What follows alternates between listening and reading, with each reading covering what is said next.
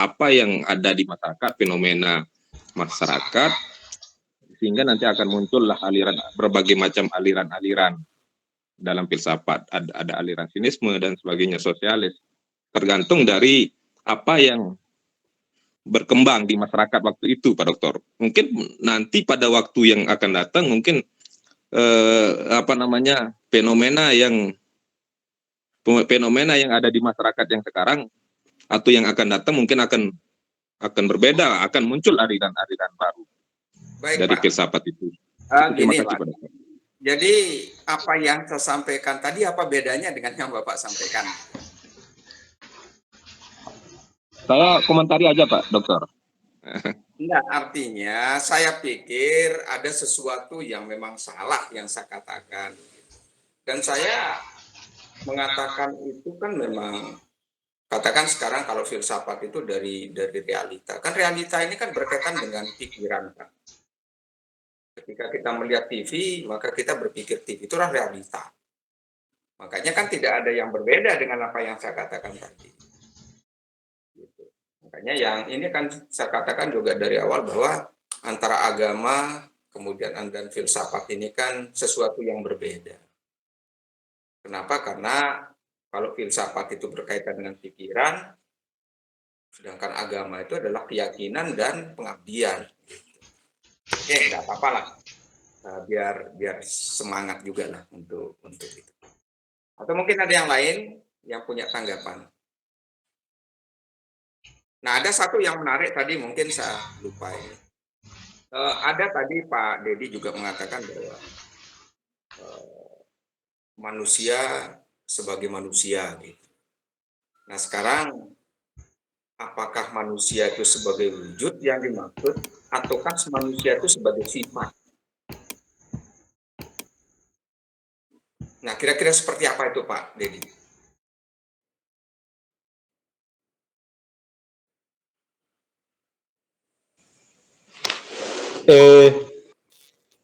Ada dua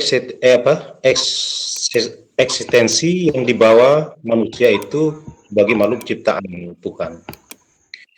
Lalu di situ saya katakan bahwa bagaimana tugas dan tujuan manusia adalah menjadi manusia.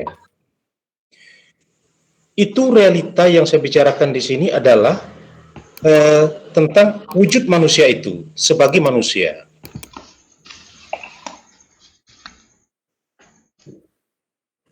Sehingga memberikan sebuah dampak pada diri manusia itu untuk dapat berperilaku sesuai dengan sebuah keyakinan yang diinginkan bahwa manusia bisa menjadi manusia itu sendiri. Itu yang saya maksud, Pak Dokter. Enggak, artinya maksud saya gini. Jadi ada suatu pernyataan itu. Ini kalau menurut saya pernyataan yang mengatakan ya manusia sebagai manusia. Nah, sekarang pernah enggak kita mengatakan manusia sebagai binatang, manusia sebagai apa? Gitu. Ya kalau dari sisi ini karena manusia ini kan memang ada dua itu, ada yang wujudnya dan ada yang kita melihatnya sebagai dari sifat dalam artian bahwa manusia itu berakal dan sebagainya. Nah, manusia yang sebagai manusia yang dimaksudkan itu seperti apa? Jadi begini Pak Dokter, saya pernah membaca dari ini falsafat yang disampaikan oleh Samratulangi di situ, bahwa dia sampaikan di situ bagaimana diri kita ini memanusiakan manusia, begitu. Sehingga kalau saya katakan bahwa ini adalah sebuah wujud, memang ini adalah kaos daripada wujud kita, begitu. Tetapi ketika dikatakan nanti bahwa manusia memanusiakan manusia, maka di situ nantinya akan lari kepada eksistensi manusia itu sebagai makhluk sosial, eksistensi manusia itu sebagai makhluk individu. Itu Pak Dokter yang saya sampaikan. Jadi nanti ada buku yang menjelaskan tentang itu, mungkin bisa Pak jadi baca. Itu punyanya Driarkara namanya. Itu terkait dengan humanis. Jadi banyak memang artinya gini, ketika kita akan memanusiakan manusia, katakan seperti itu, apakah kita ini sudah manusia? Ini kalau berbicara filsafat gitu kan. Kita mau memanusiakan manusia, apakah kita manusia? Jadi banyak ini. Nah, ini memang seringkali kita kalau di filsafat itu kan terbentuk oleh apa yang kita katakan, seringkali gitu. Kenapa? Karena manusia ini ya tetap manusia. Nah, persoalan bagaimana perilakunya itu adalah sifat larinya gitu. Perilakunya kayak binatang itu kan sifat. Ya, mungkin bisa saya menambahkan sedikit terkait manusia ini. Diogenes pernah bertemu dengan Plato. Plato pernah mengatakan bahwa manusia adalah hewan yang memiliki kaki dua. Itu didengar sama Diogenes. Kemudian Plato mengatakan bahwa hewan yang memiliki kaki dua dan tidak memiliki bulu, katanya.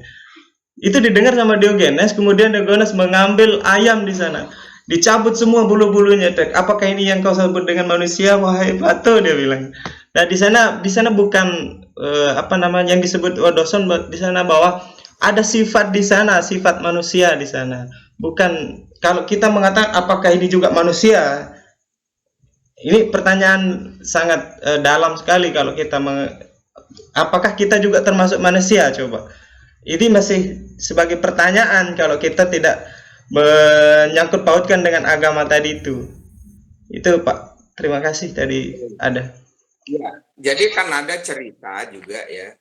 Ada orang buta itu, dia didekatkan sama gajah. Ketika dia meraba kakinya, maka dia beranggapan bahwa gajah itu bulat.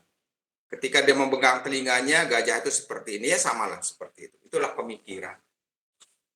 Jadi kadang-kadang kan kita menganggap sesuatu, menilai sesuatu itu dengan apa yang kita pikirkan, dari apa yang kita pikirkan. Makanya kan seringkali kita ini sebagai manusia ini kan memberikan identitas kepada orang itu karena lisan. Seringkali identitas orang itu, kita membuat identitas untuk orang itu karena lisan. Bukan karena perlakuan sebetulnya yang banyak, tapi lebih kepada lisan. Misalnya, dia jadi cerewet, karena lisan. Dia jadi leka, karena lisan. Semuanya karena lisan.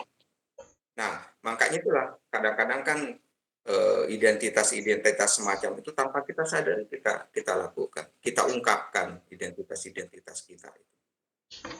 Nah, mungkin yang namanya memanusiakan manusia itu ketika nanti kita menghargai dia sebagai manusia sebetulnya. Bukan membuat dia menjadi manusia, tetapi kita menghargai, memberikan perlakuan layaknya manusia. Itulah yang kalau yang di bukunya Driarkara itu. Makanya apa? Di bukunya Driarkara itu ketika kita mengajar, maka siswa kita itu adalah kita berikan selayaknya kita memberikan manusia. Kita menghadapi siswa itu selayaknya kita menghadapi manusia. Tetapi apa yang sering terjadi kan kadang-kadang di luar itu.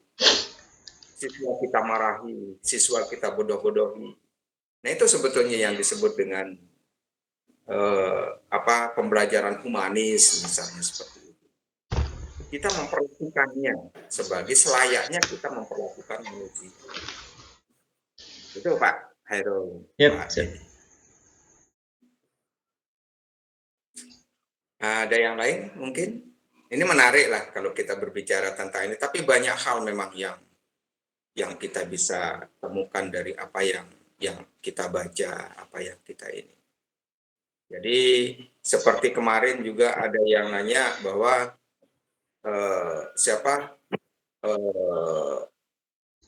Syekh Siti Jenar dikatakan gila. Ya karena memang kita tidak bisa menjangkau pikirannya.